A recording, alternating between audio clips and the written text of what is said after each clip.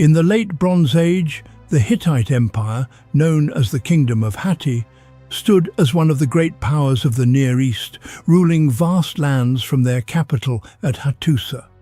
Yet, beneath the administrative order and diplomatic treaties, the Hittites maintained a policy of calculated brutality against those who defied their rule. When provincial governors reported uprisings or border cities broke their oaths of loyalty, Hittite retribution was swift and merciless. Contemporary cuneiform tablets, inscribed in Akkadian and Hittite, record punishments that went far beyond simple execution. Rebels and captured soldiers were frequently subjected to disfiguring punishments, such as the removal of ears, noses, or hands, intended not only as retribution, but as a lasting symbol of disgrace. In some cases, the blinded or disfigured prisoners were sent back to their home cities, living symbols of the consequences of resistance. This was not an impulsive cruelty, but a deliberate tool of imperial control. The Hittite legal codes, preserved in fragments on clay, did not prescribe such mutilations for ordinary crimes, suggesting that these acts were reserved for political and military defiance. In this way, the state blurred the line between battlefield justice and psychological warfare. The practice also carried a symbolic weight. In Hittite culture, the human face was bound to identity and honor. To disfigure it was to erase dignity, rendering the victim a permanent testament to the empire's reach. This method was not unique to the Hittites. Other Near Eastern empires practiced similar punishments, but within Hatti it formed part of a broader system of fear, paired with mass deportations, public executions, and the destruction of sacred places. In this way, the Hittites maintained order not just by sword and chariot, but by reshaping the human body into a tool of imperial propaganda. Impalement on the city walls, a warning to all. A corpse displayed above the city gates spoke louder than any royal decree.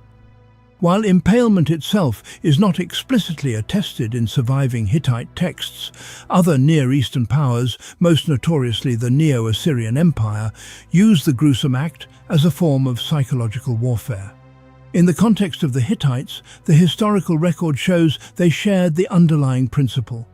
Punishments were staged in highly visible, ritualized ways, ensuring that the fate of rebels was both public and enduring.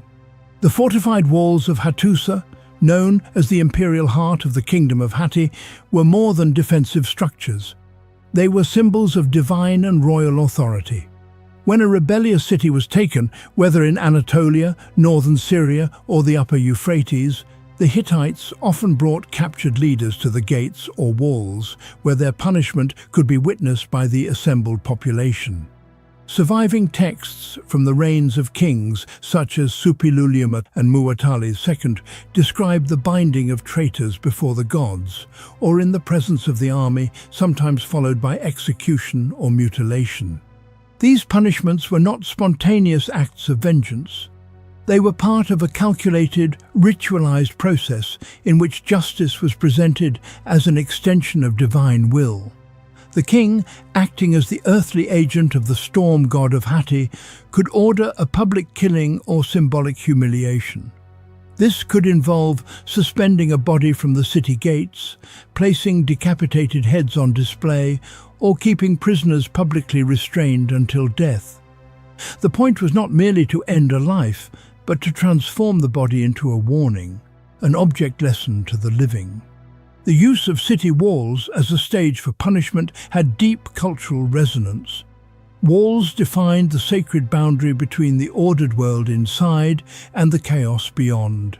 To die upon them, or be displayed there, was to be cast permanently outside the community's protection.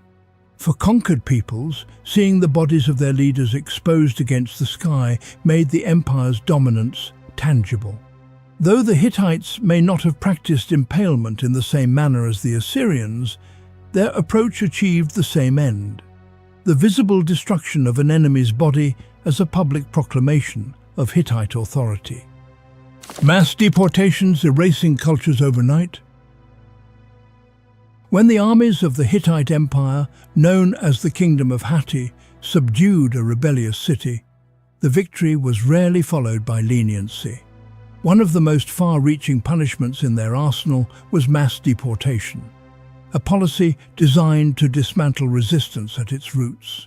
Entire populations could be uprooted from their ancestral lands, marched across mountains and plains, and resettled in distant provinces under imperial control. Cuneiform tablets from Hattusa, especially from the reigns of Suppiluliuma and Hattusili III, record such transfers in meticulous detail. Skilled artisans, scribes and soldiers were often separated from the general population and sent to serve the empire's needs, while the rest were dispersed among rural settlements far from their original homes. This not only weakened the political cohesion of the conquered region, but also ensured that the memory of rebellion was diluted through forced assimilation. The deportation process itself was a severe ordeal. Those who resisted, whether attempting to flee, hide or fight back, could face swift and public consequences. Resistance during the march was met with immediate and severe consequences. Rebel leaders were eliminated publicly, families forcibly separated, and individuals subjected to punishments akin to those inflicted on battlefield captives. In certain cases, the Hittite military might burn homes and fields before departure, leaving nothing to return to. These mass relocations were not framed solely as acts of cruelty. Hittite inscriptions sometimes portrayed them as the ordering of a chaotic land, carried out under divine sanction. Yet for the displaced, the reality was one of cultural erasure. Temples, family tombs, and local shrines were left behind, sometimes deliberately destroyed, to sever the spiritual and ancestral bonds that tied people to their homeland. Strategically, deportations allowed the Hittites to repopulate strategic border zones, strengthen loyal territories with new labor, and strip rebellious regions of the manpower needed for future uprisings. Socially, they fractured communal identities, replacing them with dependence on the imperial system. The message was clear: rebellion did not end at the moment of defeat. Its consequences could span generations, with an entire people scattered and redefined under the shadow of Hatti's authority. Forced labor marches across harsh lands. Conquest in the Hittite Empire did not always end with execution or exile.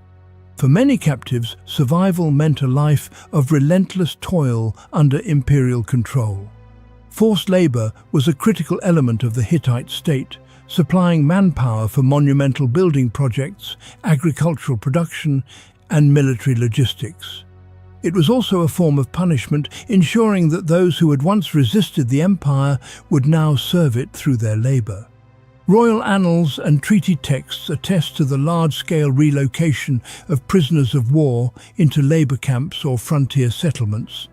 These captives might be assigned to quarry stone for the massive walls of Hattusa, dig irrigation channels in newly conquered territories, or haul timber from distant mountain regions. Others served as porters, carrying military supplies across hundreds of kilometers of rugged terrain during campaigns. The marches themselves were a grueling ordeal. Captives were often driven on foot for weeks or months, chained together and guarded by soldiers. They traversed the varied and unforgiving landscapes of Anatolia, mountain passes swept by cold winds, arid plateaus where water was scarce, and dense forests where progress was slow. The Hittites planned these relocations for strategic reasons, but for the captives, the journey was itself a form of attrition. Once at their destination, working conditions were harsh and unrelenting. Laborers toiled from sunrise to sunset with minimal rest and poor rations, often little more than bread, porridge and water. In the hot summers, quarry and field workers faced dehydration and heat exhaustion. In winter, exposure to freezing winds and snow was common. Injuries from heavy lifting, accidents with tools and untreated illness could be fatal. These conditions served both practical and psychological purposes.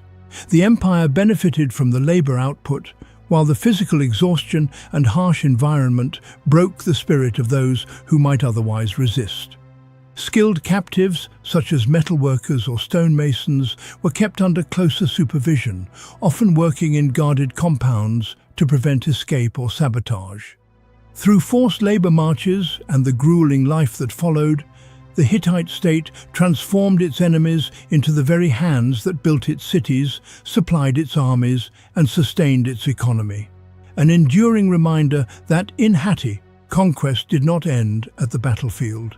It continued with every stone lifted, every furrow dug, and every weary step across its vast and demanding lands.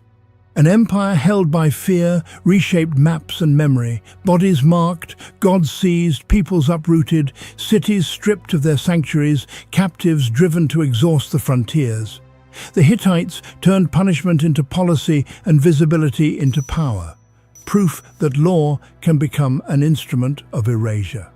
Which measure? Mutilation, display, deportation, temple seizure or forced labor most crushed resistance, and why? Comment below. As the Hittite laws state, he shall cut off the slave's nose and ears, and they will give him back to his owner.